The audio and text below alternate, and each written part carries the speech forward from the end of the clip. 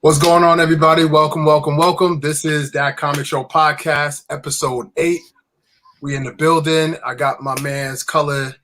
What is it? Color by style. You switching it up a little? Oh, my bad. It's an old one. My fault. Color is everything. Okay. Color is everything. My fault. Color is everything. I know that's what it was.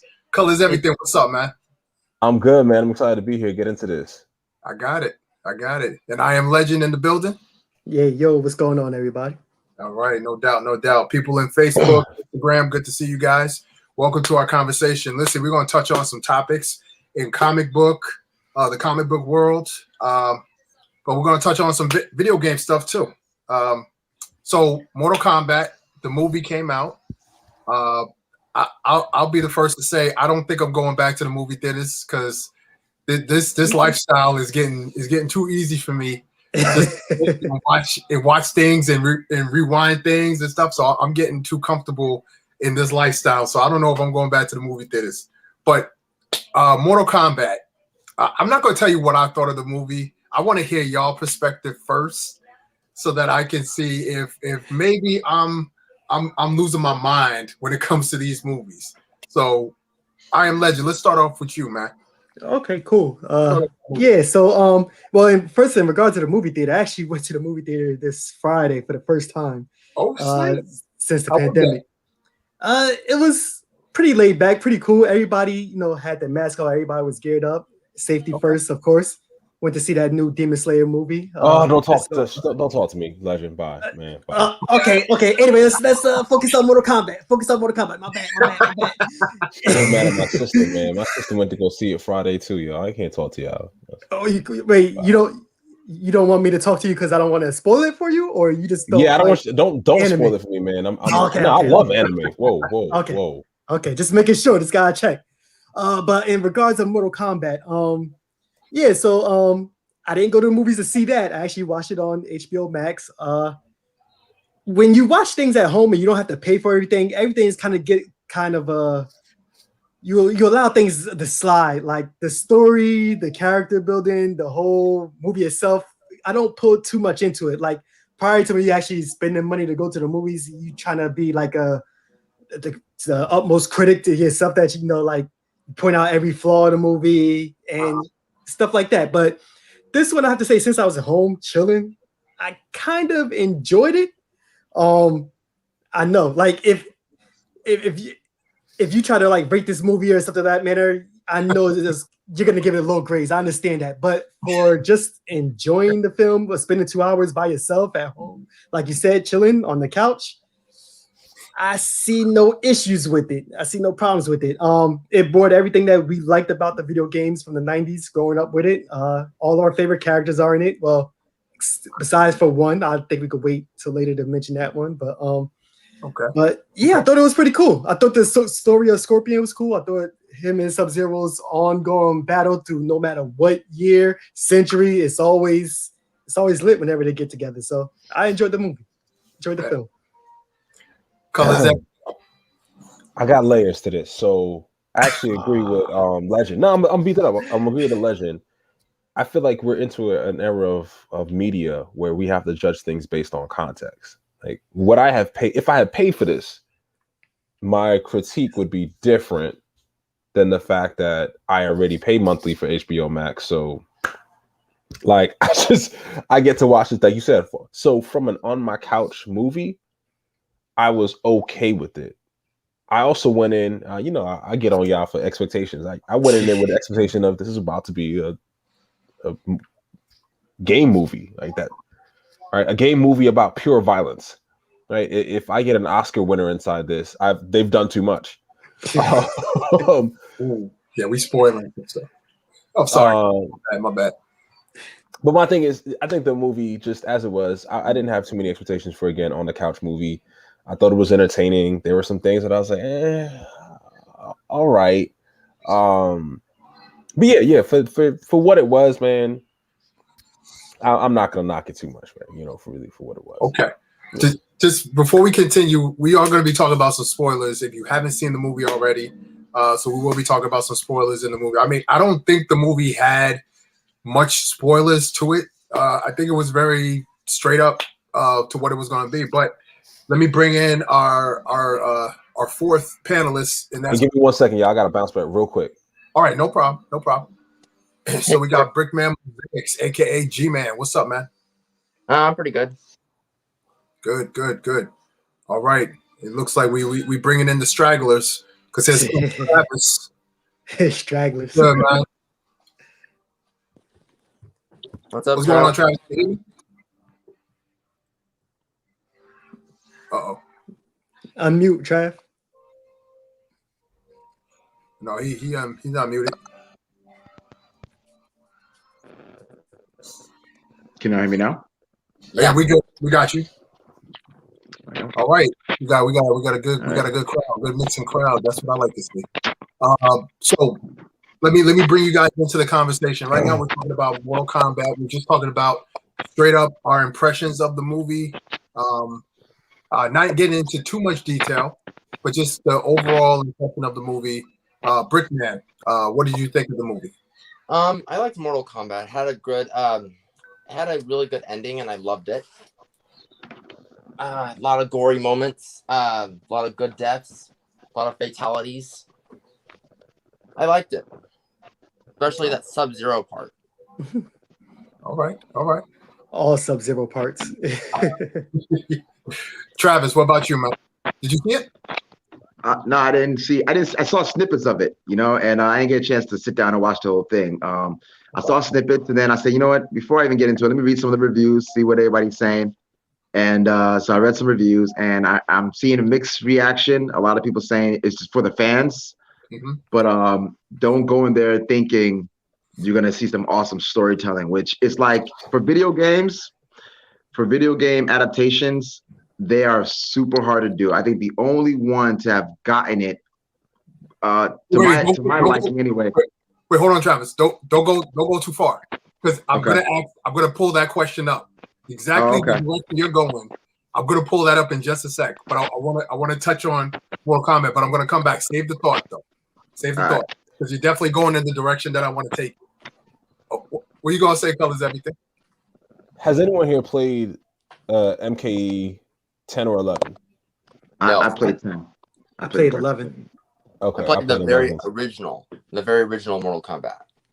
I mean, we have two, man. I played it on the PlayStation when it came out. But just okay, Sams, if you can tie in a question about how these movies translate later on, I'm cool. Because I'm thinking about the game, and the story that the game portrays, and I got feelings about how that is versus what the movie was. To be honest with you. All right, so, don't worry. I'm coming on that. So, my opinion of the movie. Straight up, when I see the words Mortal Kombat as a movie, I'm only looking for two things. Number one, I just want to see the characters from the video game, and I want to see them fatalities. I don't care nothing about I don't care about the background. I don't care about none of that stuff. I just want to see blood and guts. That was the only reason why I bought the game when I was a kid. I just want to see blood and guts, and I just want to see people getting destroyed. And that's what I loved about the movie. That's all I really wanted. So for my expectations of what the movie was, it delivered. Now, to go into where we're going to with these with this particular movie. Now you mentioned I've been hearing Mortal Kombat 9, 10, and 11 is when they started to kind of shape the overall universe and the lore in the background of Mortal Kombat. Because there was a video game that came out. I can't remember the name of it. Mortal Kombat versus DC.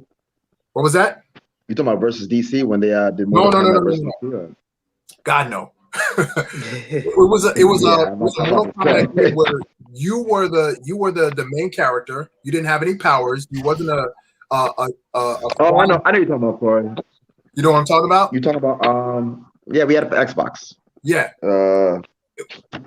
I can't think of it. But yeah, you made your own character and you had to learn. Yeah, but basically you had to make your own character and you interacted with the established Mortal Kombat characters. I think from that point is when they started to kind of build up the universe or build up the story of Mortal Kombat, I believe. Because before that, I knew nothing about Mortal Kombat. I thought Scorpion and Sub-Zero and Reptile and Smoke, I thought they were all brothers. They just wore different colors. That's all I really knew. And I didn't really care about all that stuff. I just knew that they were going to destroy some people and kill some people. That's all I cared about. But a lot of people have been having issues with this movie. I'm seeing from two different perspectives. One, people just wanted to see blood and guts and death and all that stuff. And then two, people were connecting the established storylines from these last three games as a way of, okay, well, if you guys are following these storylines, how did you portray it in a movie standpoint? And people are saying that the movie failed in doing that. Is that true? Well, like I said, I played 11, and yes, it did fail. I know that like the Mortal Kombat that we remember, like 1, 2, 3, and all the rest before 9, 10, 11, it was pretty much the only way you know about the characters. You got to beat the game with the character. And at the end, it tells you the story like this guy's from here, and when you defeat him, your future is this, and this. Mm-hmm. But for the latest Mortal Kombat video games, it's been a lot of story. Like it's like, hey, Liu Kang and Sonya is here, and they meet Johnny Cage here, and Johnny and Sonya gets together and they fight these other two people. So they add a lot of story, and the whole time is like a lot of cutscenes. So they build up a lot of story in the latest Mortal Kombat. I think that's what they was trying to do with this film. But it's just not a good script. Like the writing wasn't good. And like I don't want to. It was I don't like the dialogue between the characters wasn't there. It wasn't a lot of character building. You just said it just wasn't a good. Yeah, it was just like, okay, we know there is a good story here, but let's just have them fight and kill each other. And that's what the fans probably want, and they was probably right. Most of the fans, that's probably what we expected. So see, and yet your setup, everything up until your last conclusion was where we differ, right? I agree to everything up until that last point because I think because of that, and I should say maybe that's what fans would allow. Okay. Now we agree because I'm actually like I played 9, 10, 11, really 10 and 11. I actually 11. I was like, okay, right. It was real good. Like I was actually legit playing a fighting game, invested in the story. Now I'm a little cheap, so I didn't buy the second half. I only played the first part of the story. And wait till that joint gets a little cheaper. But they gave me a story, right? They gave me a story that I could track.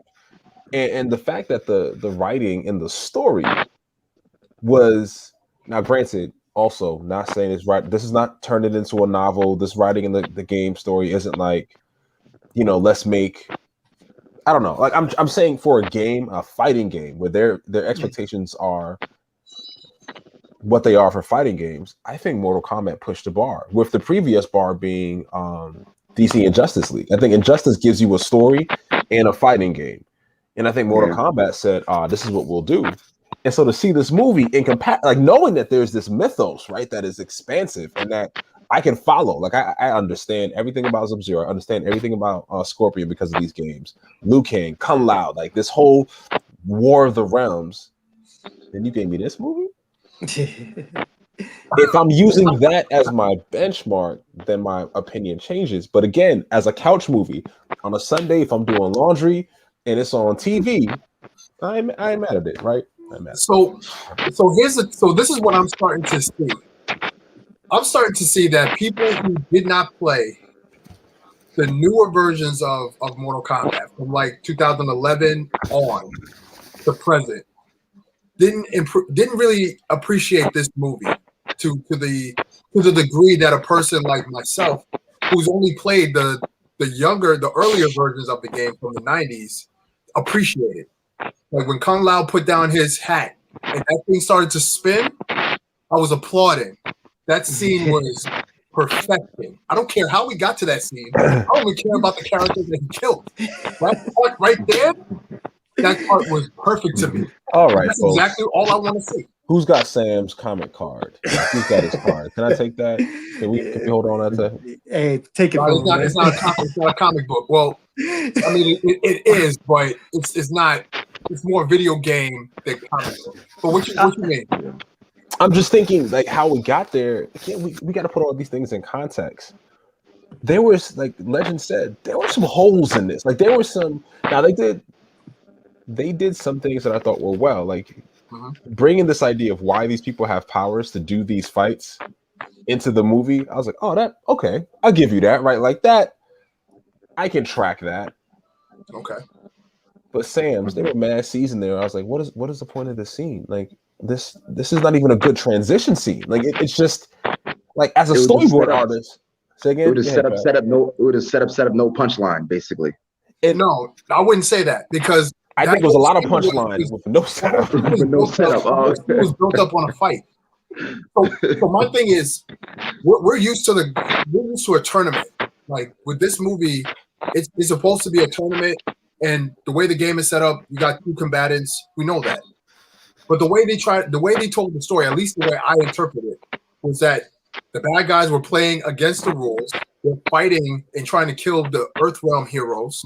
So if they're trying to do that and they're breaking the rules, trying to kill the rest of the heroes, They were setting up a story though. They were hoping to get money to do because they couldn't. I easily see an MK2 movie. Well, not even that. Even with like the myth behind it, like when they mentioned it, like for maybe a brief moment, it's like, yo, the old gods, they don't really care. They're lazy. They're just lounging around. Yeah, Like that was like in that Sub-Zero game that came out like early 2000s. Like, so all the stuff they was talking about is there. Like even like the old guys not caring about the other teams battling each other early before the actual tournament starts. Mhm. That's part of the actual storyline. Yeah, but yeah. it's just that once again, it's just like a whole bad writing. It's something with the writing. I don't know. I don't know like who was wrote this story and who they like. Did they contact the people that made the video game? Like 9, 10, 11? Like did they contact those writers by any chance? Like I don't know where they. That's what I'm confused about. I'm with you, Yeah, Legends. And this, like, let me get some strengths. The fighting in this, right? I'll give it to you, right? There were some fight scenes in there. It's not high quality, but on a scale of 10, I'll give you a 7. Because I mean, you could have easily contacted That's low, man. whoever That's low for a Mortal Kombat game. I mean, for a Mortal Kombat movie, that's kind of low. John Wick. I'm looking at John Wick was in the movie. Shoot, Captain America Winter Soldier had fight scenes in there where I was like, but again, 7. I think 7 is pretty good, right? Because what are our expectations for comic book for video game movies, y'all? Let's be honest about that. What is your expectations when you know a movie? This is what I'm getting at. Okay. So yeah, let's transition into that because I got questions regarding that because I feel like we're holding video game movies, in my opinion, to a different standard. And go ahead, Travis. I agree. I think so my top video game movie, right, is Mario Brothers. I'm sorry, you're what? That's my from the 80s. From the 80s? I'm playing. I'm playing, but you see how bad that movie was. Now, back in the day, of course, as a kid, I'm like, I don't know how old I was, but I was like 5 or something like that. Like, it was like, oh, it has a name Mario Brothers, so automatically I put it on a pedestal. But now, looking at that movie in hindsight, it's just abysmal. But then it kind of like, all right, one of my favorite games, Assassin's Creed, that movie was trash. Prince of Persia, that movie was trash. And the only movie to me that is actually okay is the Sonic movie, right? Yeah, but I think the reason why the Sonic movie is okay is because when they first showed us the image of Sonic and how like with this human teeth, and it turned me off. It turned me off. But for the studio to consider our feelings and change the design, I think that helped the movie. Had they went with the original design, I'm not so sure if Sonic would be where I think everyone would put Sonic right now compared to other video game movies. So I kind of think when it comes to video game movies, we're looking more. All right, when it comes to comic book movies, we're looking for some inspiration from the source material, but not really like a one-to-one thing. I think that video game movies would do much better if they kind of go with a one-to-one comparison and not just use the source material, but really take the video game and just make an adaptation version of it and you be solid. I think their mistake is they're trying to make a new story. Like comic books, you can do that. You can draw source material and make a universe out of it. But with a video game, you really can't do that, especially with a video game like Mortal Kombat where you can play Sub-Zero and die and then have a second match with him and everything's all good. You know what I'm saying? There's no real continuity there. So just make one-to-one thing, you know? Yeah, I think.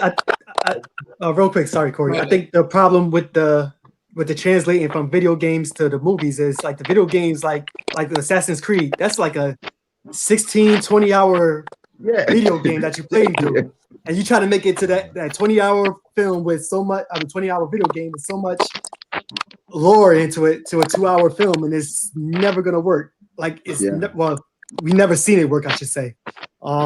Closest thing that may have came close to probably like the first Resident Evil, or maybe the first Tomb Raider.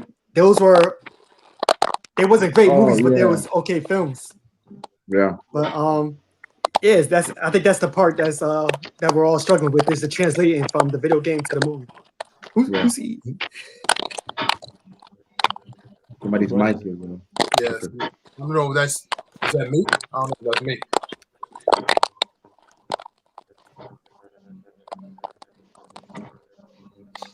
I think that's me. I don't think it's me. Brickman, is that you? Yeah. No, that's not me. I'm not eating. No, well, can you mute your mic for a second? How about me? All right. What do you want to talk about? No, I'm saying, do you mind muting your mic for a second? We're testing. Sure. This is live, everybody. Yeah. Okay? We are live. Yeah. This is real. Things happen when you're live. Yeah. I wanted to. So, Travis, I almost agreed with you, except my brain brought something back to my memory. So, Sonic is now my second game to media translation. But you know what the first is? The Witcher. Oh, well, so, that's not a film though. Well, here's the thing, right? No, but look how many hours in The Witcher compared to a 12. That's exactly why I bring it up, right? We're talking about from game to really from media, right? And just taking it beyond the game. All the producers in these studios, all they think about is going to movie, and yet the reason The Witcher is successful is because of what you said. I Am Legend. Assassin's Creed can't be a one-off movie. You got too much to lay the groundwork for. Same thing with Mortal Kombat. Okay. Yeah. And so I think The Witcher actually laid a template to say, y'all you're thinking about it wrong. Stop thinking one off and thinking about now, because imagine if Mortal Kombat was a series. Yeah. It was in the 90s, I think. I think it was a TV series. Let's also not talk about that either. Yeah, let's talk. I don't really consider anything like no. So okay, that's what we're doing. NASCAR. And I'll tell you, I'm too old for this now because I'll be getting irate because these cats be out here. Okay, go ahead. But here's the thing. When it comes to these video game movies, now the standard is very low when it comes to video game movies because of Mario Brothers, because of what was it, Assassin's Creed, because of the first Mortal Kombat. We have had bad movies in the video game realm. Street Fighter, Legend of Chong Li. Like, we've had bad movies. So the standard, I feel, is already low for video game movies. Now, when Mortal Kombat first came out, Mortal Kombat had 2 movies that came out prior to this. Horrible, in my opinion. Every time I see Scorpion and it opens up, my gosh, yo, terrible. So seeing this movie, to me, there we go. Good man, you good now? I don't know if it was you.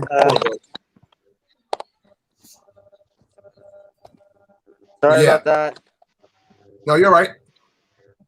So when it relates to this movie, my expectations for this movie was low just with the rest of the movie. Sonic was a great addition to bringing it to where, okay, this could be a movie where you can set up sequels, you can set up possible prequels, and it's a movie that, they just pulled this stuff straight out the video game. And that's what I want to see in a video game movie. Like Travis mentioned, I'm not looking for it to be a comic book movie because comic book movie has lore, it has background, it has all that stuff established.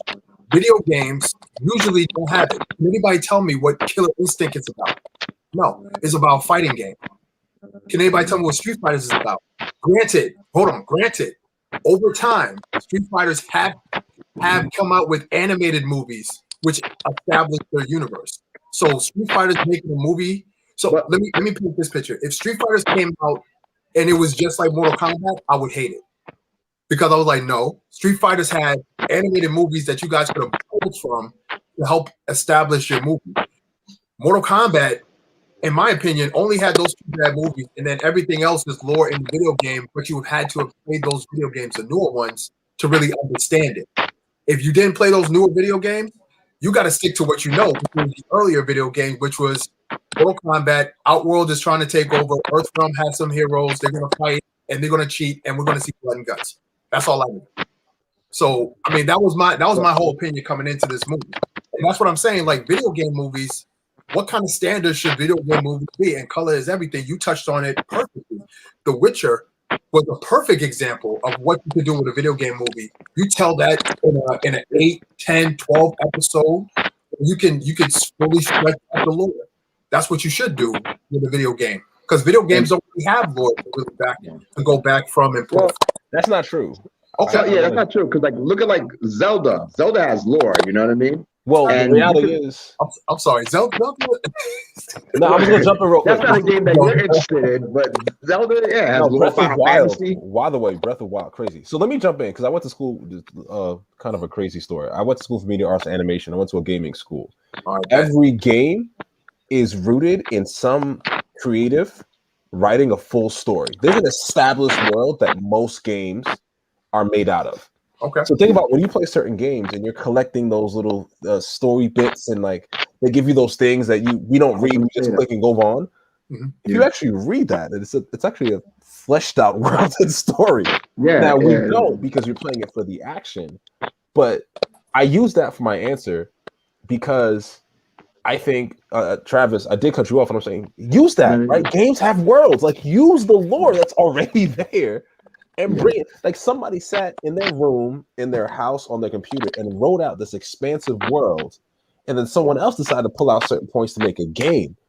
Yeah. In this day and age, the tech that we got, come on, like Breath of Wild. If Breath of Wild was a movie, but I think like again, you guys hit Legend and Colors. You guys hit the nail right on the head because. If you were to take that approach, right? If any studio's like, all right, we're gonna make this game into a movie, but let's first do a series to establish the universe, and then do a movie, kind of like how Marvel did it, but just maybe more so on a small screen, then take it to the big screen where you could do like a big movie. Then you could branch off and do movies because now you already established something. You know what I mean? Because like you said, right? Like I'm playing this game the other day, and I'm going through every crevice, so I get like a little badge saying. I went through every nook and cranny because when I play a game, I want to know everything about the character, everything about the world. I'm gonna hunt this corner. I'm going down this tunnel, even if it's like absolutely nothing down there. I don't think I'm gonna find this something on the ground that might help me. Might not be nothing. Like it's so big of what you go with the in video games. It's almost like the possibilities are like endless in a way. You know what I mean? But still confined. Still, you know. So if they decided to say, listen, we gotta break down the game and make it into smaller parts. So even with movies, I think with video game movies, they always have the mindset like, listen, this is gonna bomb and we're never gonna have another movie. So let's just cram everything into one movie. You know what I mean? Which is kind of like when you go in with that mentality, of course you're gonna fail. You know, you really Marvel has shown, honestly, you have to take your time when you're making a big project. There's no way around it. Like you gotta build on something. So, like, that's why the Monster Universe failed, in my opinion. You know, try to rush everything, try to get everybody excited into this thing where it's like, okay, who are these characters? Like, what is this even about? You know? So that's why I don't include Marvel and DC video games in the conversation because again, they have an established lore. But isn't that unfair on your part? Isn't that kind of why we clowned you because you a fanboy? Because I think all of these are pulling from material that isn't technically supposed to be on the big screen. Like if you look at this overall, video games, comic books, if you look at the thespians in the film world, they go, nah, you can't do that, right? You need a novel. You need these things that's supposed to be more rich in material to pull from, like a novel, 800 some odd pages, the writer can pull from this. And they're like, you can't do that with comic books and video games. And yet now we're seeing that you guys just didn't understand the material, because comic books, you get 30 pages a month, but you get 1 million, of course, 6 years, right? For a video game, you play. I'm an RPG fan, right? So I play RPGs and I get into my RPGs. Yeah. You know, I've a good RPG for me is 60 hours. That's 60 hours of world building, 60 hours of character and backlore. So there is material to pull from, and I think Marvel should be included in this conversation, because they have now shown and I think, Trav, you said it for me. That's it, right? It's about thinking about your material and the best way to deliver the story. And I think studios are looking to get big bang. They're looking to capitalize off of the fanboy experience and think that we're all or like somebody on this, or even this, yeah, like somebody else on this panel, and we're just like, oh, I haven't played that since I was a kid, and then give us a coin. But hold on. That's why I'm eliminating. That's why I'm eliminating DC from the conversation, because we're fanboys of Marvel and DC, not because we played the video games, but because we grew up with the characters through cartoons, possibly through movies, through comic books. And then the video games came out. You just said that you played Mortal Kombat. Like you and I, right? I don't know about any of this. I played MK on the first PlayStation, right? Yes. I played it then. Yeah. So it's the same as like a comic book. I have been tracking. I may not have played all the games, but I have tracked every MK. No. But here's the thing, though. All right, playing the game the first time, what storyline was built in that game? The very first Mortal Kombat. But you mentioned fans. You mentioned as fans, right? As comics, we're fan because we see it.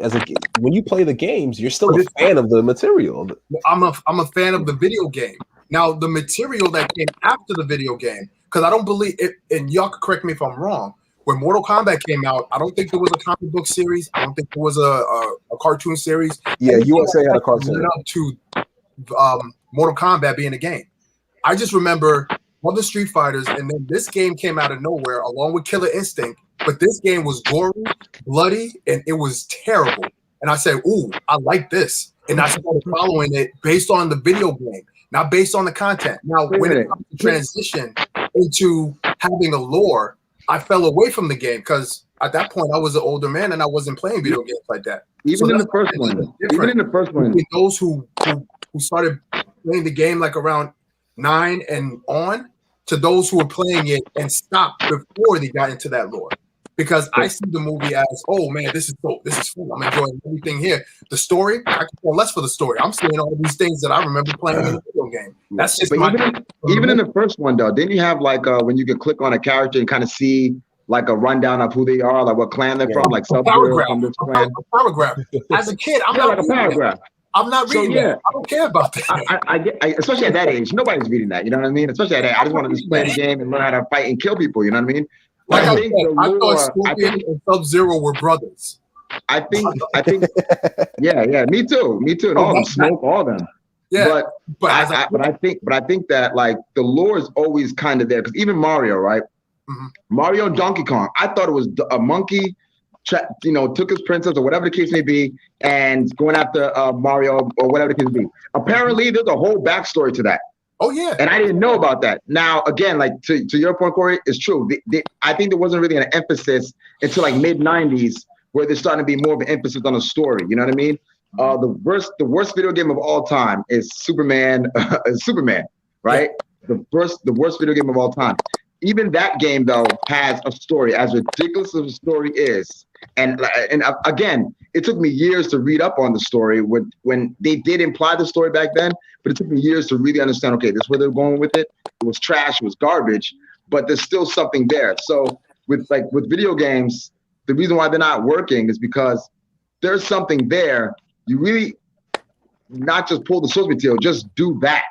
You know what I mean? Like whatever the game is, do that. That's why the scene in BVS with Batman and the warehouse scene. Everybody was saying that scene was great, but why? Because Arkham, the game, showed us how to do a Batman fight scene. You know what I mean? How to make Batman fighting style. And I think like they just drew from that video game the inspiration to have that scene. You know what I mean? Because that was like ripped straight out from the video game, honestly. So you can use all mediums to flesh out a good story, but that's if you're going to take the time to do it. Ultimately, there we go. You know. That's very true. Very true. But again, even that scene from Arkham in the middle of a Batman versus Superman movie, it's still, you're thinking of Batman and Superman, not the video games that kind of came from it. So that's why I'm saying Yeah, I get that. I get that. don't have the same thing as comic books, because comic books is a different, to me, it has more to pull from as opposed to a video game. And again, I'm always going to go back to this. When these fighting games came out, perfect example, Need for Speed. Who's seen that movie? Why would you see that movie? Yeah, the movie. That was a video game. That was a video game. But yeah, so that's not fair. I like the video game. That's not Wait, fair. they had a movie? I didn't know they came with a movie. They did have a movie, and this is why I say I think we're differing on this point, because it depends on how you're looking at this conversation. I think from your perspective, you're looking at a video game as what I get out or what I go into it for, which is for Mortal Kombat, I go into it just to fight. What we're saying is that no matter what and why you play a game, there's still a story there. Like there is still something to pull from. And I think what producers and what studios are doing is assuming that you fans like us, or fans like you and I, or I'm gonna say even you for right now, Corey, are just going to see the big fight scene and go, "Oh, I'll come buy that." And I feel like you're doing a disservice to the other fans who go, "Nah, idiots! I actually played your game. I enjoyed it, and I like the story. Now give me all of that on a big screen." Okay. And I think that's what's annoying, because it would be the equivalent would be. And we see it in certain comic book movies where they give you the big flash moments, right? The big pose shots and the big fight scenes. And you're like, okay, that's cool. But I wanted to see the story between box 1 and box 2. You only get a few things in a bubble, but you know there's a story in between. Because as an artist, I got to give you as much as I can to suggest that there's more, right, without having the time to flesh it out. Right. But in a movie, what we're seeing some of the greats do are go, okay, we'll give you that flesh out and still give you that big action scene. What I'm seeing game movies are going, oh, just give them the action. Like they'll be okay with it. It's like, no, you got good story, right? Like you, and that's why I'm so annoyed, because if they had just pulled from MK11 or 10, I'd have been happy. Okay. Yeah. Happier. And it falls short with them. And it's like time and time again, though. It's like, when is the studio going to learn, though? You know, like time and time again. It's the same situation. Uncharted is my favorite game. I am actually a Sony fan. I love Uncharted. I am a Sony fan because of Uncharted. The fact that I read a brief thing from Tom Holland that said if he had an opportunity to do it over again, he wouldn't, already tells me how bad that movie is going to be. And that's wild, because Uncharted was like, it was actually playing. I felt like I was playing a movie. I wasn't even playing a game. Yeah. I felt like I was playing. Especially Uncharted 2. Especially Uncharted 2. And I'm like, oh, it's the play now. My bad. I was like, oh, let me move. You're right, because there was one part in the game where the guy Nathan, he came down and the truck came and the truck just ran over me, and I'm like, hold on, like it's like the cutscene. I'm supposed to be playing this. Like, I remember Travis was told me that, like, how real that game was. Uncharted you can't even tell. It's like you feel like you're playing a movie, honestly. The voice acting in that game, the cutscenes, and then the action itself. The Last of Us too. Oh, I see. I don't do zombies, but I heard it was really good. That was really good. Okay. I heard it. I'm not gonna lie. I don't do zombies, but I heard it was really good. So real quick, same thing. The takeaway from this discussion basically is video game. There's fans who just wants to see the video game, the character, and whatever content that video game is all about. And then there's other fans that say, hey, there's a story behind all of these characters as to why they do the things that they do. Tell that story, and all those power stuff, you can kind of weave that through. Yeah. Is that basically the takeaway? Yeah, pretty much. And the third fan who's seen that on HBO Max, like, oh, what's this? And click on it and watch it. Okay. Let's watch it, yeah. These things. Yeah.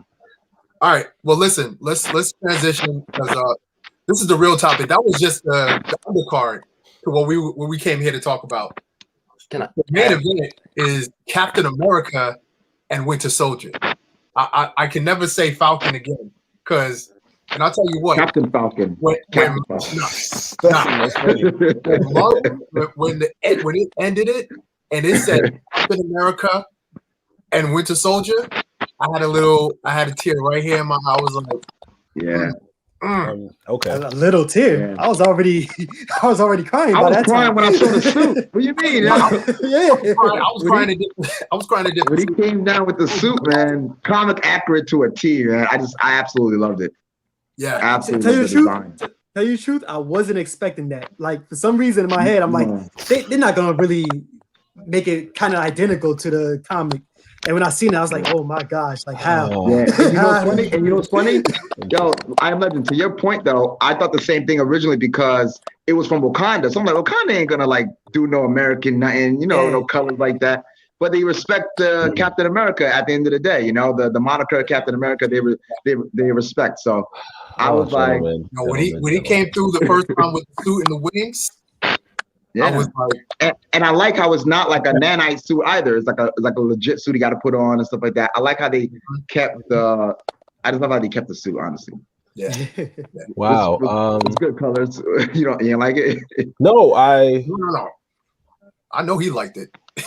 I enjoyed moments of the ending, and yet I felt there were things left on the floor. There were moments in that show where I was like, yes. I mean, yeah, like yes, in every way, yes. And funny enough, it wasn't those big moments. It wasn't the first time seeing the suit. I feel like that was an easy build up. Yeah. But it was the conversation on the street, and it was some of the fight scenes. But I was left wanting. I'm sorry. Anthony. Okay. Go ahead. Let me ask you. Let me poke the bear a little bit. Yeah, now we know that they're talking about making a Captain America 4. Yeah. They're thinking about doing a season 2 of Captain America and the Winter Soldier. Yeah. So you said there were certain things left on the floor. What do you mean? Like name one thing. What? Wow, just one? Just one. A major thing. A major thing? Yeah. Okay, I won't do that one. I'll say the U.S. agent storyline. Okay. I think that was rushed, right? You build up this tension, this broken man, this idea of how do I fight for my country? I'm so much more. And you build up this tension between his approach to working and saving and Cap's approach of working and saving. And you don't give us any type of you essentially gave us a head nod, like, all right, you good? I'm good. Like Ninja, we fought to you almost cut off my head with a shield. Like I granted, Sam, like Cap, is very understanding because the whole thing with Bucky, but Sam and what's his face, whatever, the U.S. agent, John Walker, they don't have any previous connection, right? This is not like Steve and Bucky. There's no previous connection. So I think that was a storyline they built us up to, right? This idea of warring ideas of America, and they kind of literally tuck it under the rug, like, oh, he sees a van, and come on, like there was too much. I think you fed into that, and this idea of a broken soldier that I think they rushed. You could have got to the same ending, but I think there was things you could have fleshed out there. I want to push back on that, but go ahead, Legend. Yeah, I was gonna say, I don't think his storyline was rushed at all. I like what you said, a broken soldier storyline, and that's pretty much what Bucky and Walker is. They're a broken soldier. I think with the U.S. agent, his whole thing was he wanted to be in the spotlight, but he just couldn't take the spotlight. So that's why at the end, when he became the U.S. agent, he said, "Yo, I'm gonna work in the background. I'm still gonna be service to my government. I feel wanted." I thought that was, and I think that's different. I think that's actually not the case because they actually set that up for that is what he desired. Because for so long as a soldier, you do this work, you get acknowledged in medals and stars. But what does that really mean? And so they gave him the suit that meant more, right? That established more. And what he felt, to your point, was the pressure of that spotlight, and he couldn't handle it. And what he did with that was this heinous act that I think should have been a conversation or in some light, right? And not also in a fight scene, like him and Bucky best friends. Come on, like let's be real honest, right? If we're gonna really dive into our shows, we gotta tear apart some of these things. Like, and that's I think even with that, even when Sam and Bucky was talking to Walker right before they fight, Sam was like, "Yo, it's a heat of the moment. You know you did something wrong. If you tell them something, they'll go easy on you, whatever." So they understand. Sam and Bucky, they understand war. They understand what's going on and Legend. And then what happened why after that? They walked into a fight scene where all three of them were on the ground with the shield in the middle. Like, and then to go right into this next episode, and but like his their friend just buddies, died. His friend just died.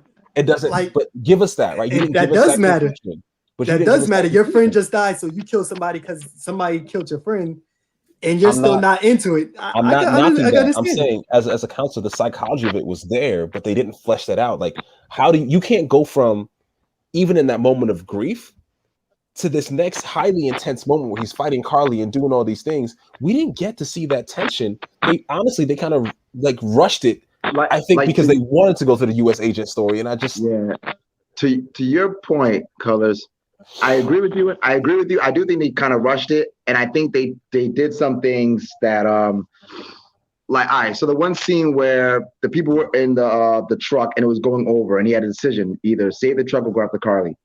I want him to go after the girl, honestly, because I think that would have made the USA agent route still like still broken. Mission over everything. Mission over everything. Like you're turning him to like that. The whole, like with Bucky, we've seen his development. We've seen that change, and when the guy came out, he's like, "Thank you."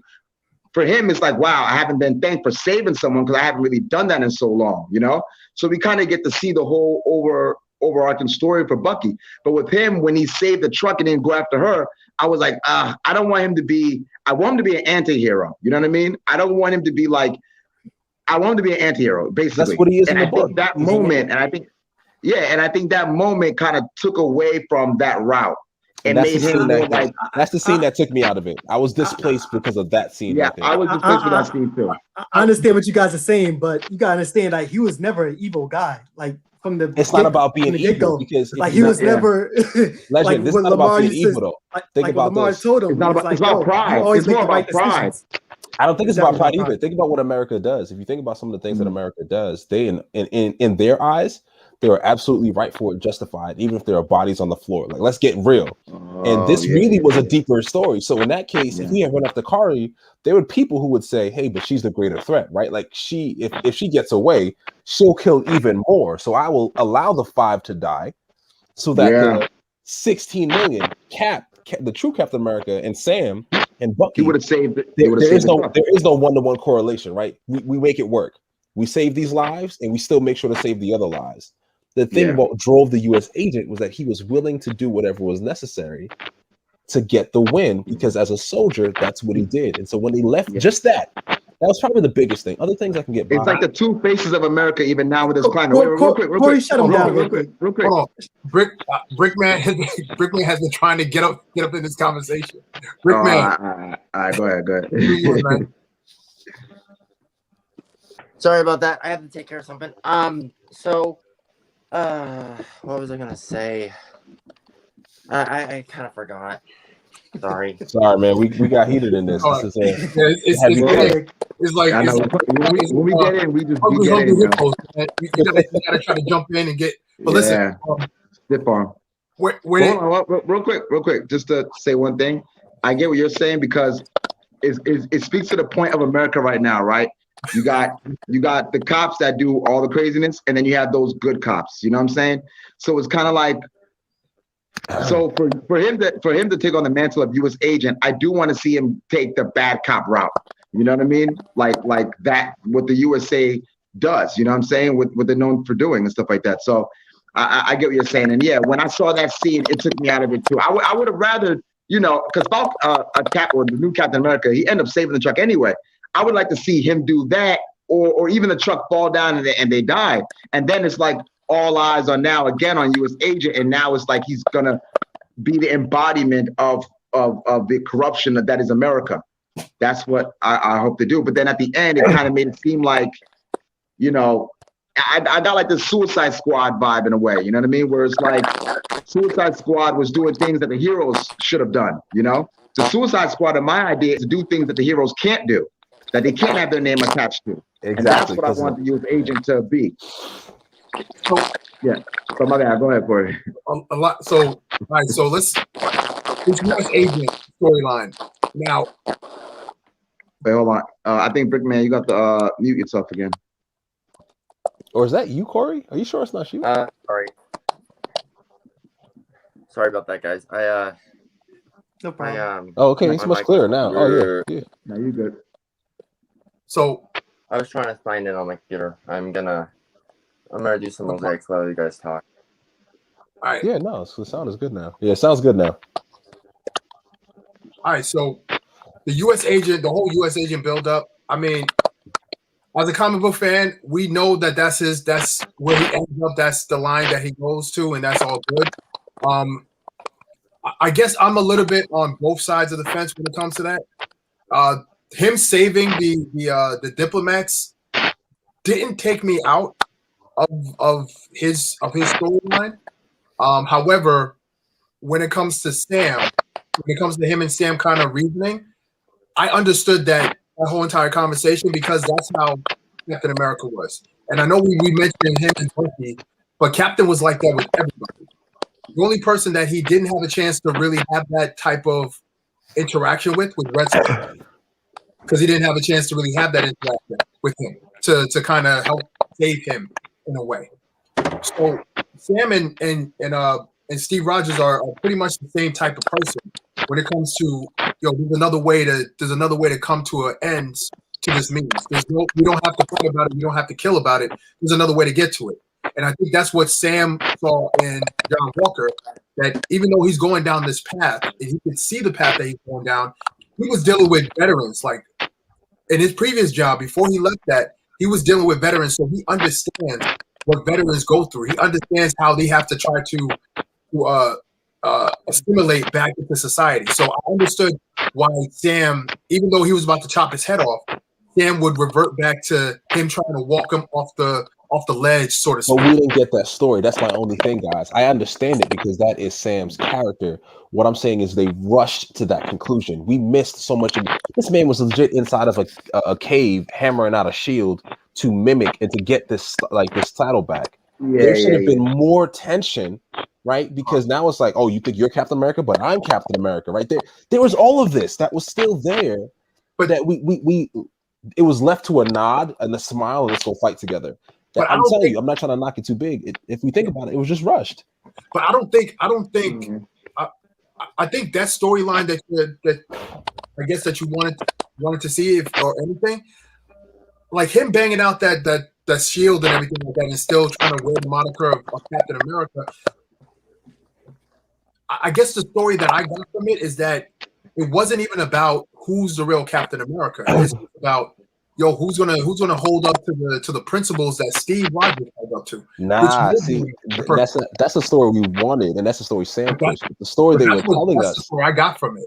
But the story they were telling us wasn't that. This was the idea of who's going to represent this nation.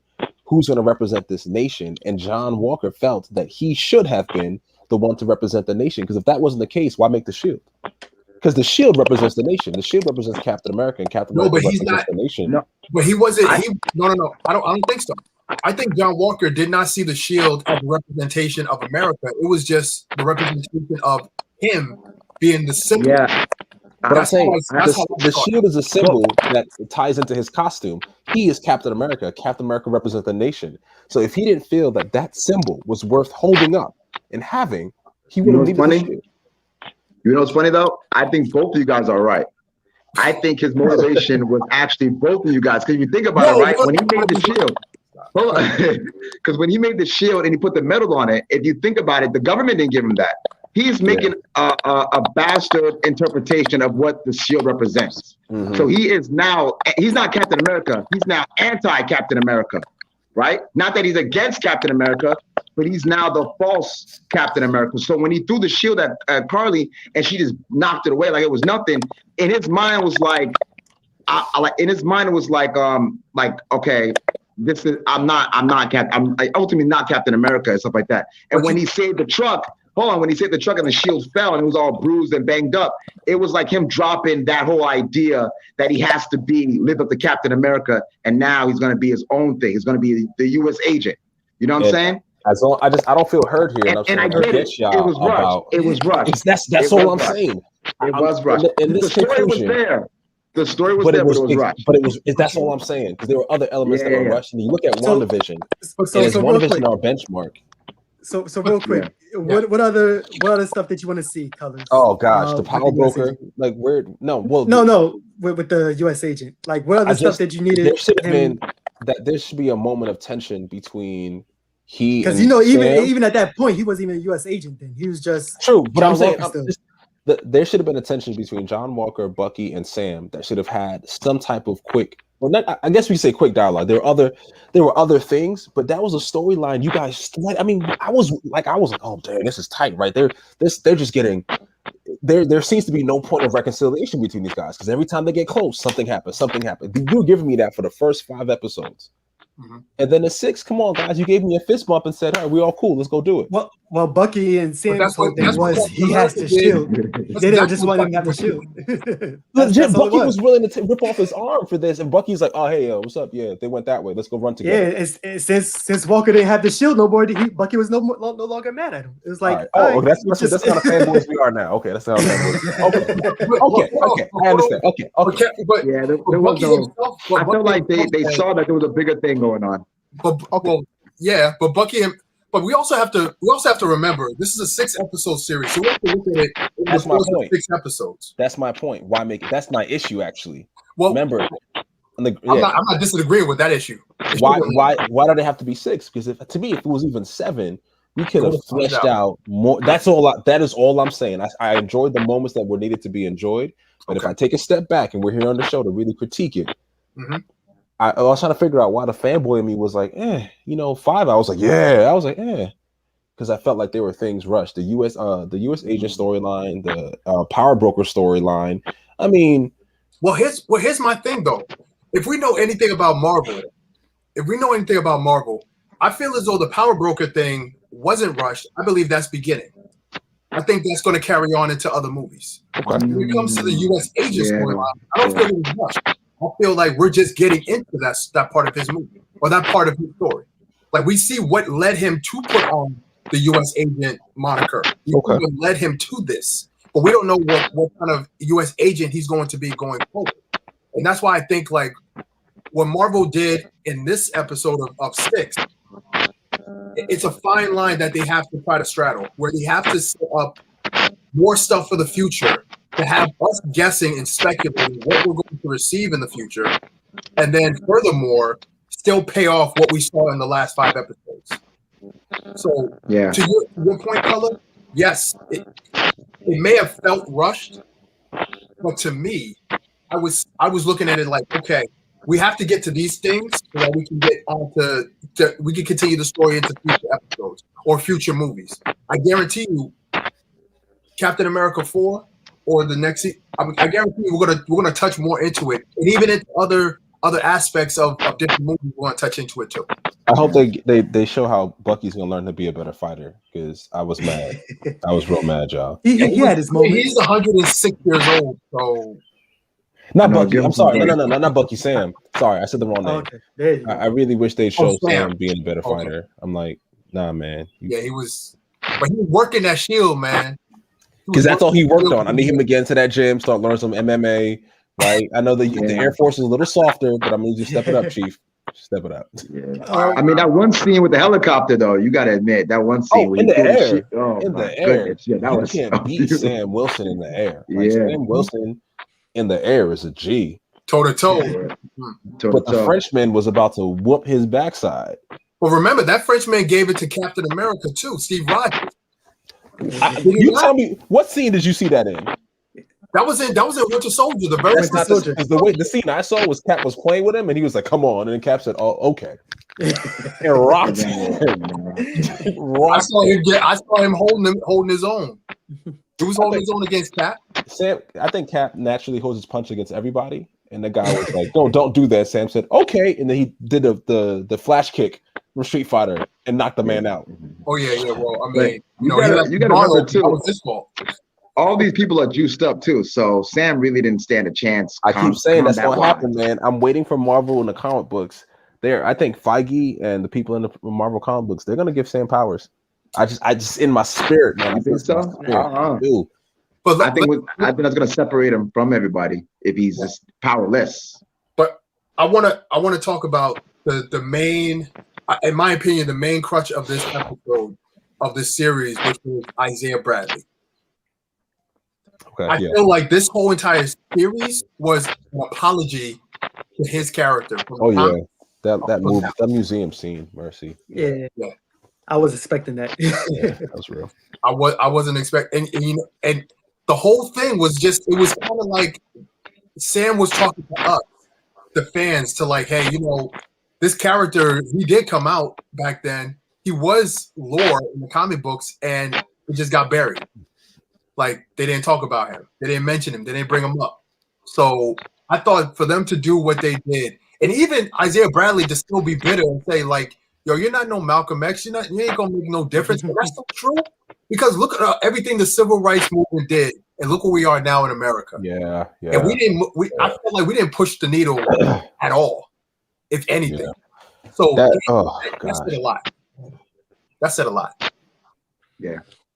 That story, that aspect of the story. Now, while I was coming real hard about things rushed, the telling of the Black story, and to me, the Black Captain America is it's obviously going to be named, which says so much, right? That the part of the storytelling is, why does it have to be the Black Captain America? I think that was so apropos.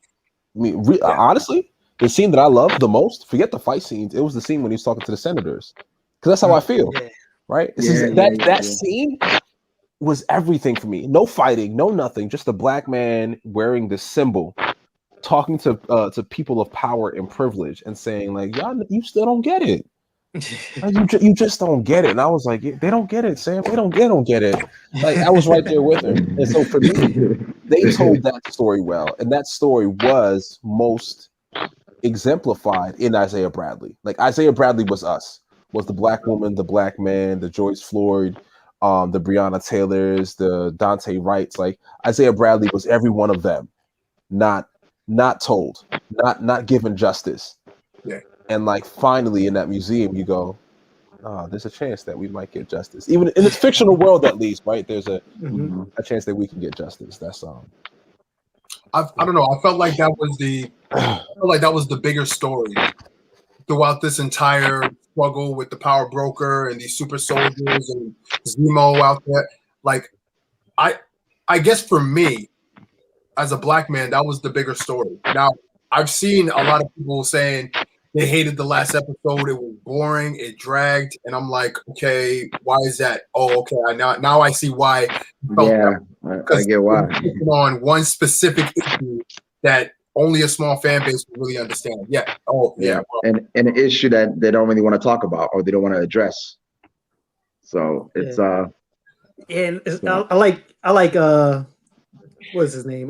Bradley's whole story of how he was like the bitter old man and Sam was the new, kind of the way like we kind of think. And we always had like an uncle in our family, a grandpa in our family that was like, my grandfather was born in the South, so he was from all that bad stuff that happened. Like, he was there during segregation and stuff like that. So his mind, his thinking of a lot of things is kind of bitter, kind of like Isaiah, exactly like Isaiah's actually. And then on top of that is his attitude to Sam in the beginning, especially, was like, you're naive. You know what I mean? You're naive. That's the attitude. Things have changed, and I like how. And Sam kind of said it to him in a way too. It was like, look, I know it's a little naive, but I'm trying to move the needle. Like, I'm trying to put us at a better position. You know what I mean?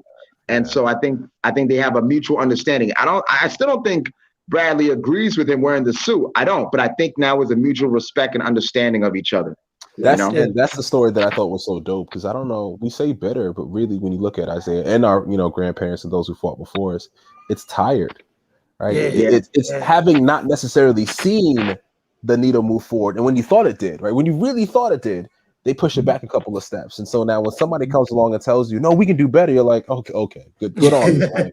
Good on you. And so to see that story being told, it is so reminiscent of now. Like, when young people are like, yo, let's go protest. Old people are like, okay, did that, been there, done that, got the scars to show it.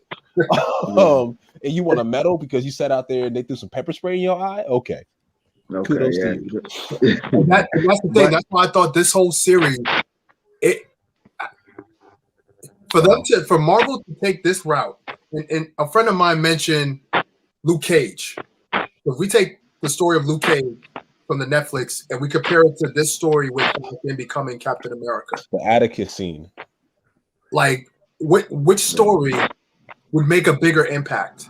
I will not do that. That is the white man's thought right there, having to pit both against. I think both stories were prominent because Luke Cage was talking about that everyday struggle.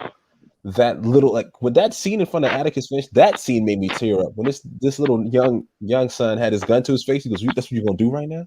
And that monologue, I was like, Yeah, that's the everyday struggle, right? That's the idea of, we don't have to do it the way they think we should. We don't have to look the way they think we should look. There's so much more to us, and he stood for the man, literally on the street level. But Cap represents all of us, the collective idea of the struggle. Right? Sam is trying to be the collective weight, the system.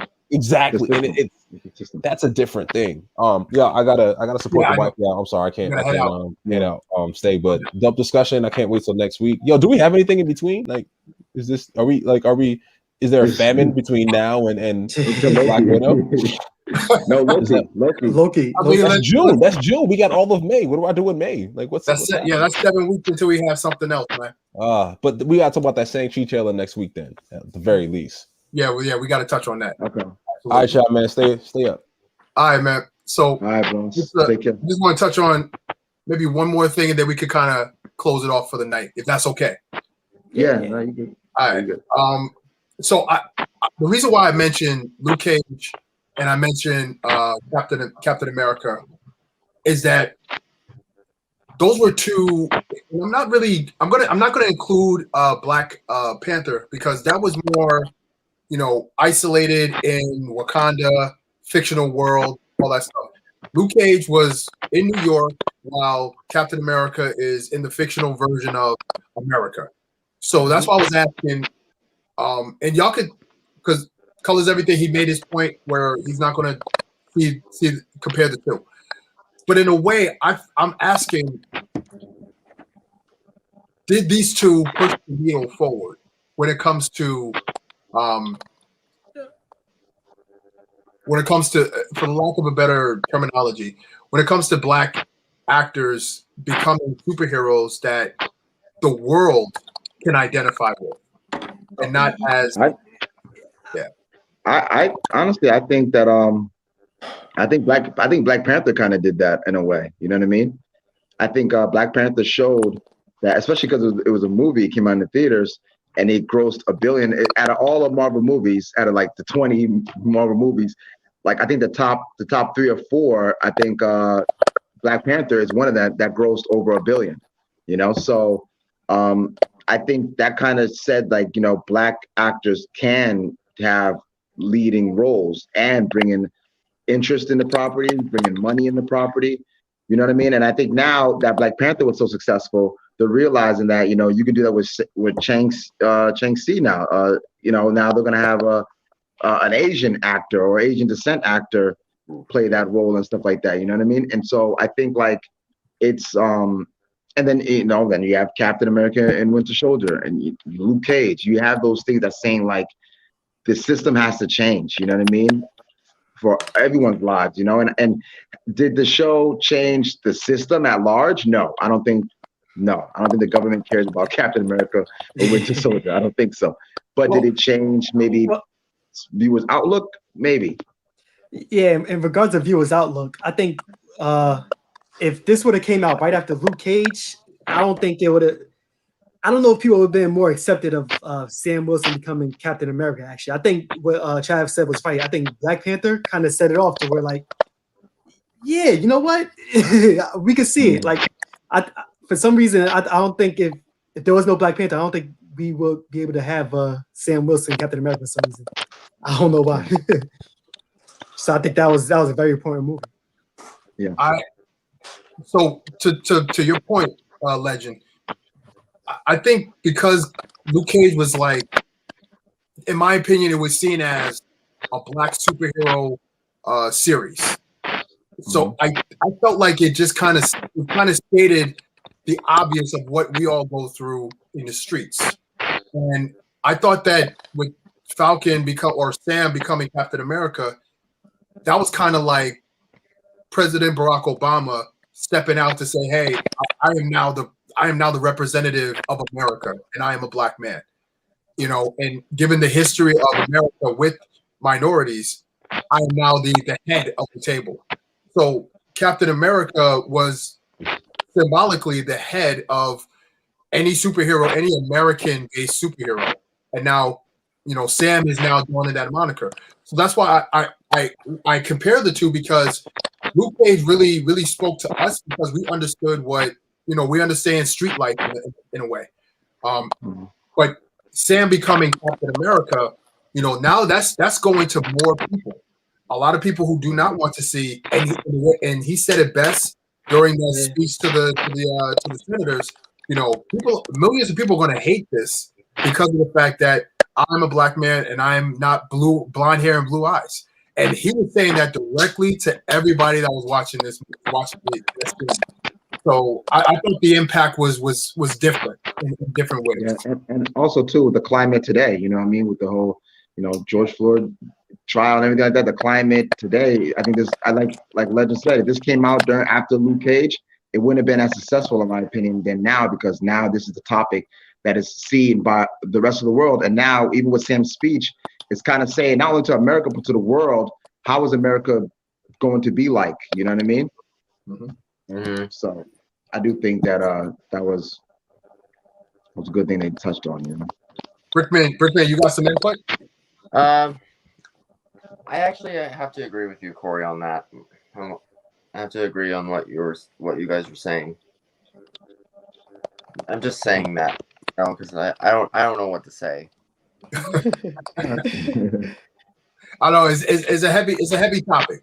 It's a heavy topic, but yeah, you know, I thought that for what they were trying to accomplish in the series, I thought they did a good job in accomplishing it. I think it did push it moved the needle when it comes to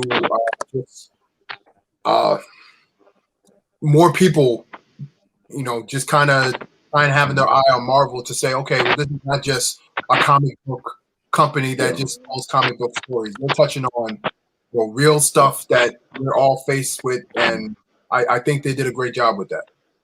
So one question is, well, maybe a couple actually, but is there anything in the series you guys didn't like?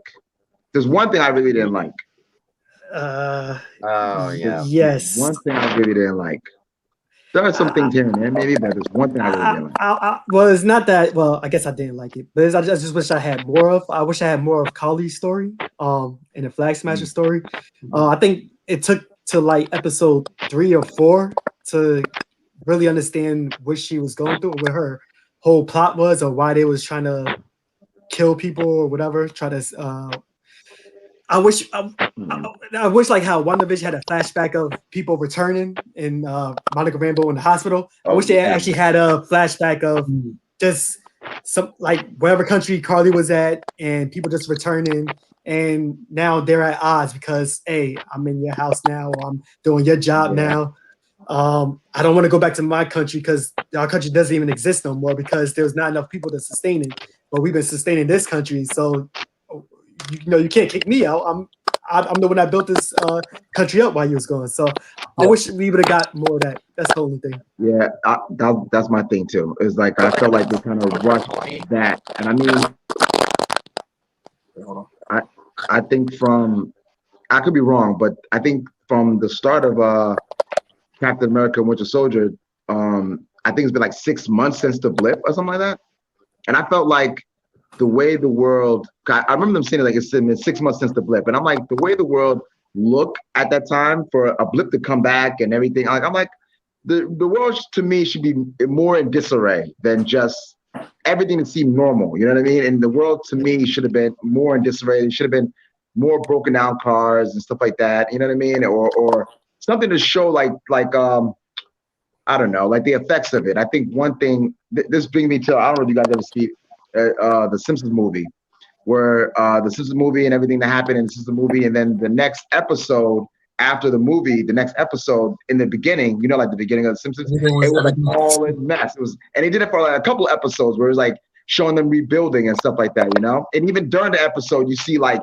broken down houses in the background. You know what I mean? You see, because this is the effects from the movie and stuff. So I kind of wanted to see that kind of world establishing shot that like the world isn't completely back to normal. All these people came back out of nowhere, and then there might be little factions, little fights going on and stuff like that. I felt like the Flag Smashers organization came together too fast, like in 6 months. You know what I mean? You got a lot of people doing this in 6 months. I just feel like that was a little bit rushed. To the point of it being a comic book movie. Remember, during Superman Man of Steel, Zod and Superman destroyed Metropolis, and then the next scene, Superman was riding his bike in Metropolis like there was no damage. So yeah, that was dumb. Yeah, that was stupid. But I mean, I know what you mean. Yeah, but six months is a short time for But you know, I agree with that point because you know, again, the Flag Smashers, I understood their motivation, but their motivation and their actions kind of went was like two different means to the obvious end.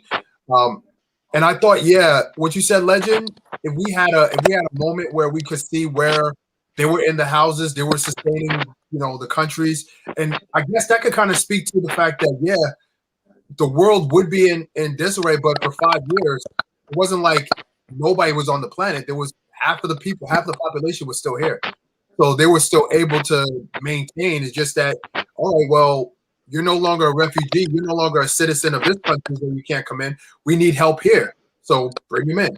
So they came in, they sustained. So I would think, as far as I wouldn't say disarray, as far as you know, the shape of the entire world.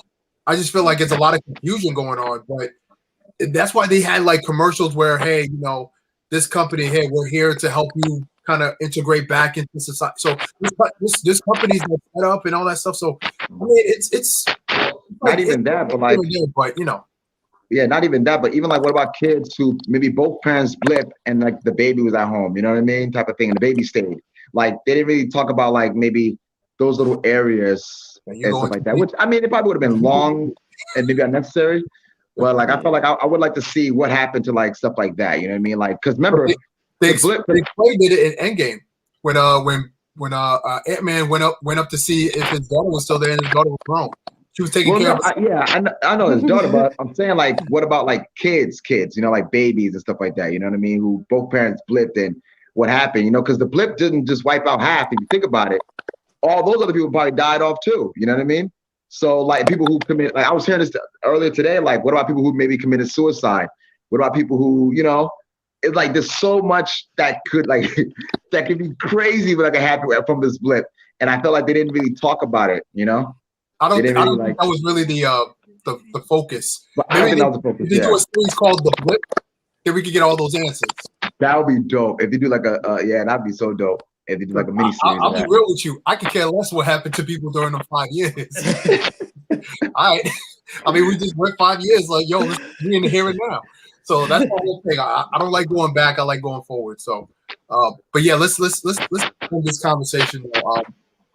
Captain America: Winter Soldier. If you were to put it on, you know, a grading system, one scale, 1 to 10, 10 being the best, 1 being the worst. Where are you putting that at? Let's start with Brickman, then Travis, I'm Legend, and myself. I'm gonna say 8 out of 10. 8 out of 10. All right. 8 out of 10 because probably because of that little end credit scene, Agent Carter.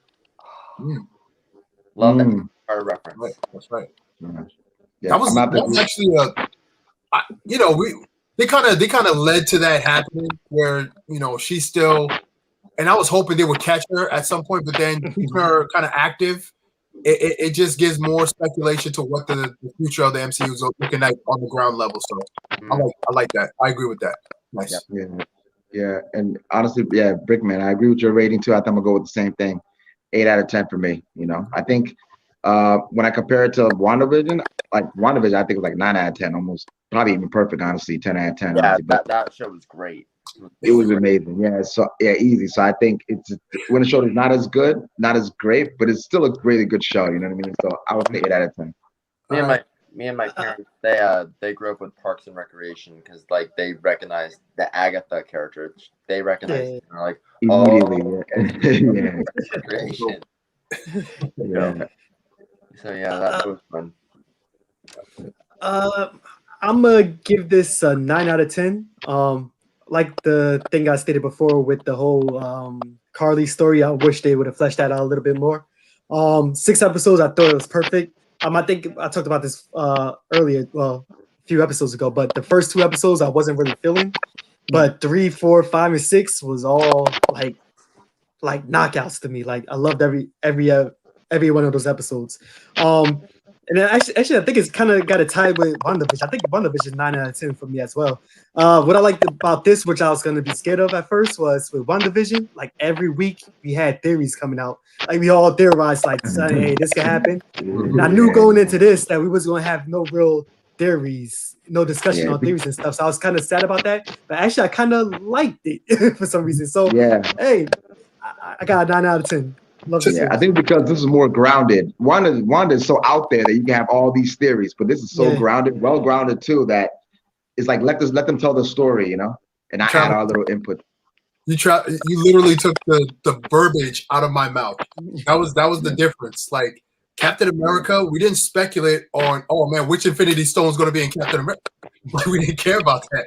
It was grounded. It was like ground level, like normal stuff. So with this one, I wasn't thinking about how this was going to push the universe forward. I wanted to see what Earth is going through. So yeah, I gave this a solid 9 out of 10 myself. After watching it, I watched it twice. At first, I gave it a 9.5 out of 10, but then watching it again, I kind of saw where certain things could have been better done, better told.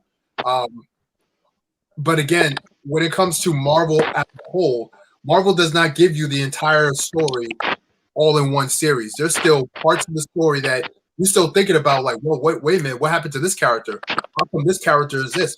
Wait a minute, Sharon, oh, yeah, she's the power broker, but then she's on the phone with somebody, like, oh, snap, maybe that's the power broker. So you still got those speculations going on. It's just that it's more of a grounded level. So, and I Am Legend, when you said the 3rd episode, that was when Elijah Bradley was introduced. That's when it got better. Well, not better, but that's when the story really started to take it to different areas. So I thought those things was great. Listen, guys, I would like to have you guys on here next week because I do want to talk about WandaVision and Captain America Winter Soldier. Does these two push the universe forward? Or are we still on the hamster wheel to where we don't know where we're going as far as the Marvel Cinematic Universe is concerned? But we do want to talk about Shang-Chi because that trailer, I can tell you right now, that movie is about to make Iron Man 3 forgivable for me. Okay. Wait, which movie? I agree. Because already, all I need to see is the Mandarin cut off the what's his name? What's his name? David? What was it? Ben Kingsley's character. Yeah, Ben Kingsley's character. All I want to see, if he cuts his head off and he holds his head up like this in the camera, I'm like, you're not gonna do that. Yeah, I don't know if this is gonna allow that. Yeah, it's not gonna do listen, that. man, we got run that by Mickey Mouse. Listen, man, we're going there, man. If I don't see that, then I at least want to see him dead. I want to see him dead. No, I agree with you. I think it's gonna really. That was like 10 years ago, Corey. So my man Pharrell is in the chat. He says, "Forgive Iron Fist."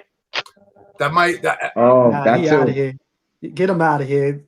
Iron Fist is gone. This might wipe out Iron Fist altogether.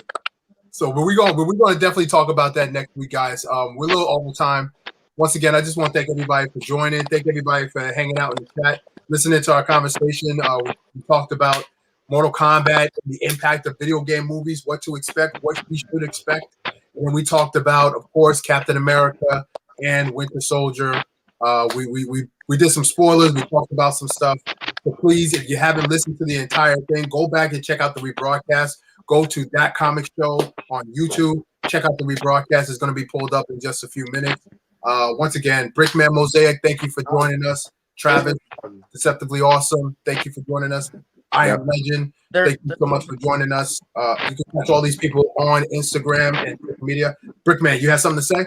Yeah, this is something I wanted to share. I made a mosaic of the new show that's coming out in July. Oh, that's dope. Nice. That's fire, bro. I'm willing to sell this if anyone wants it.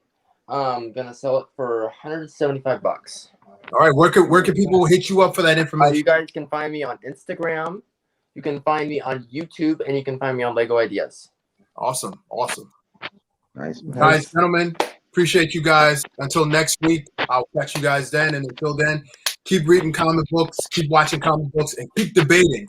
These debates are good for the culture. It helps us to see different perspectives, and it helps us to get some of that energy off our chest. We can't see each other like how we used to. So, I hope that this Sunday conversation is the avenue that you need to just listen to some comic book perspective and to just get it all out. All right? Everybody, take care. Thank you so much. And until then, Excelsior. Right.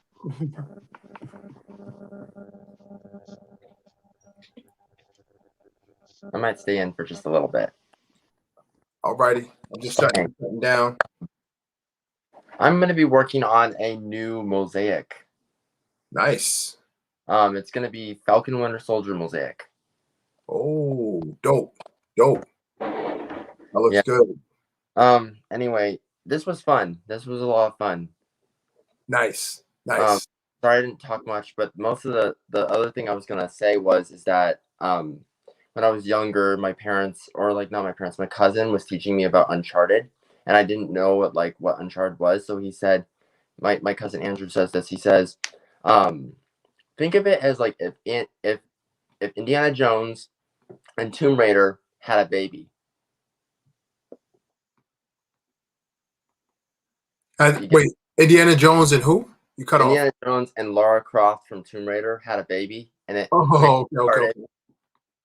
So I was like, oh, okay, because my cousin was teaching me about Uncharted. Like I didn't know what it was. So, yeah, that post I sent you on AS Disney Duck, that's my dad's post. I learned how to make minestrone yesterday. Oh, nice. Yeah, I remember you said that. Yeah. So it was good to meet Travis at least. Oh yeah, definitely.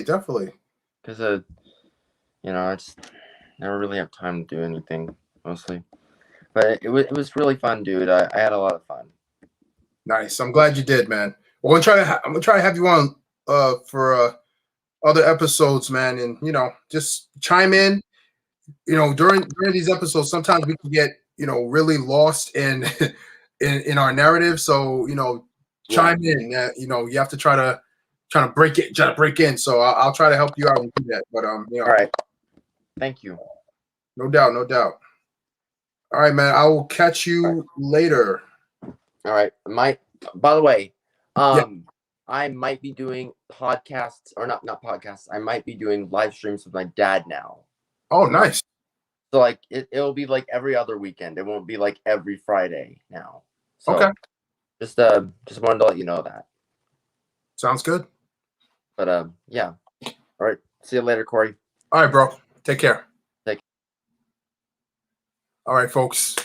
Just wanted to stay back just a second. I wanted to stay back. Once again, shout out to everybody who joined in today. Shout out to everybody who were able to hang out. I thank you guys so much. We're trying to grow our channel once again. So if you haven't done so already, please go and subscribe to our channel. We're 338 people or followers, subscribers. Please help us to reach to some milestones here. Every Sunday we have conversations. We're talking about all different types of stuff. We're talking about comic book stuff, video game stuff, movie stuff, the works. So anytime, Sunday, 7 o'clock. So not anytime, 7 o'clock. Please come on in, hang out with us, share your thoughts. And if you want to be a guest on the panel, send me an email, send me a DM, whatever you want to send me, so you can communicate with me. We'll make it happen. All right. Take good care, everybody. Thank you so much for joining. I'll see you next time.